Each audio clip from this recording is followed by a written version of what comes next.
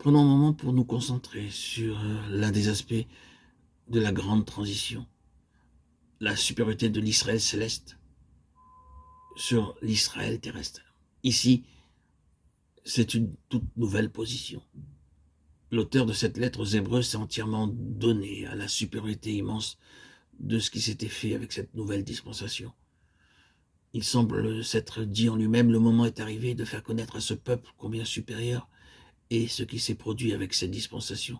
Ce mouvement final de Dieu dans l'histoire de ce monde est plus grand que tout ce qui s'était fait auparavant.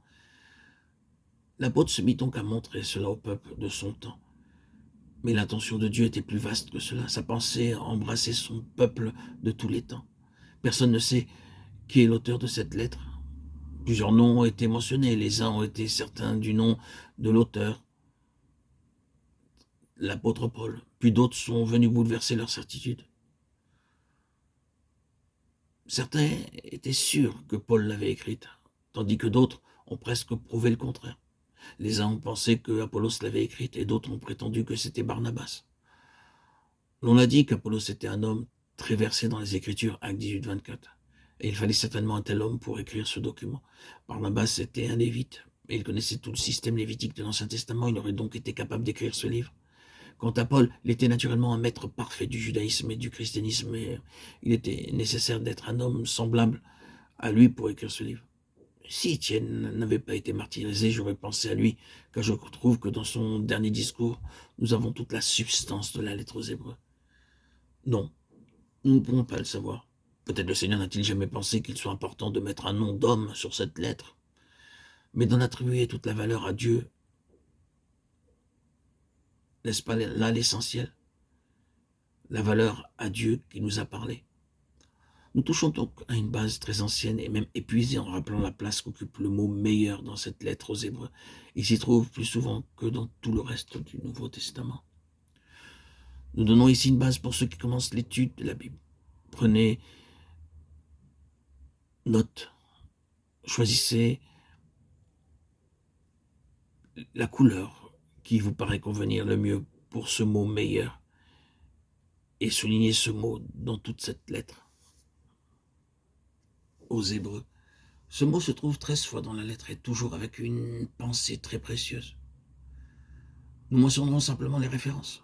Chapitre 1-4, supérieur aux anges, ou meilleur que les anges.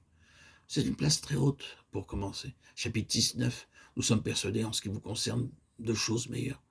Chapitre 7-19, une meilleure espérance. 7-22, une alliance meilleure. 8-6, une meilleure alliance et de meilleures promesses. 9-23, de meilleurs sacrifices. 10-34, des biens meilleurs. 11-16, une patrie meilleure. 11-35, une résurrection meilleure. 11-40, quelque chose de meilleur. Et nous pouvons ajouter à tout cela le chapitre 12, verset 24, le sang de l'aspersion qui proclame de meilleures choses que celui d'Abel. Et au chapitre 1, 4 et 8, nous avons les termes plus éminents et plus excellents. Et au chapitre 1, 4 et 3, 3 et 10, 25 se trouvent les termes d'autant supérieurs et d'autant plus. Ce mot est donc une clé pour la lettre aux Hébreux. Tout ce que nous avons ici est meilleur que ce qui avait existé auparavant. C'est une véritable transition. Et nous pouvons revenir à la phrase qui est notre clé pour ce message. Frères saints, compagnons d'une vocation céleste, appelés à quelque chose d'infiniment meilleur que tout ce qui avait précédé dans l'histoire de ce monde. Souvenons-nous pourquoi cette lettre aux Hébreux avait été écrite. En premier lieu, elle a été écrite pour sauver ces chrétiens d'un déclin spirituel ou d'un arrêt spirituel. Pour diverses raisons, ils étaient tentés de se retirer. Nous nous souviendrons que ces mots paraissent dans un avertissement. S'il se retire, mon âme ne prend point plaisir en lui. Hébreux 10, 38. C'est une chose terrible que d'arriver à une place où le Seigneur n'a plus de plaisir en nous, de perdre le plaisir du Seigneur. Et c'était pour empêcher ces chrétiens d'arriver à une telle position que cette lettre fut écrite. Quelques-uns de ces chrétiens étaient enclins à s'arrêter et à ne plus avancer, de sorte que leur vie spirituelle aurait été arrêtée et qu'ils ne marcheraient plus et ne grandiraient plus. Ils seraient devenus des chrétiens tranquilles, ce qui a été l'est encore aujourd'hui. L'avenir ne gouvernait en rien. Cette lettre fut donc écrite pour les sauver d'un recul ou d'un arrêt.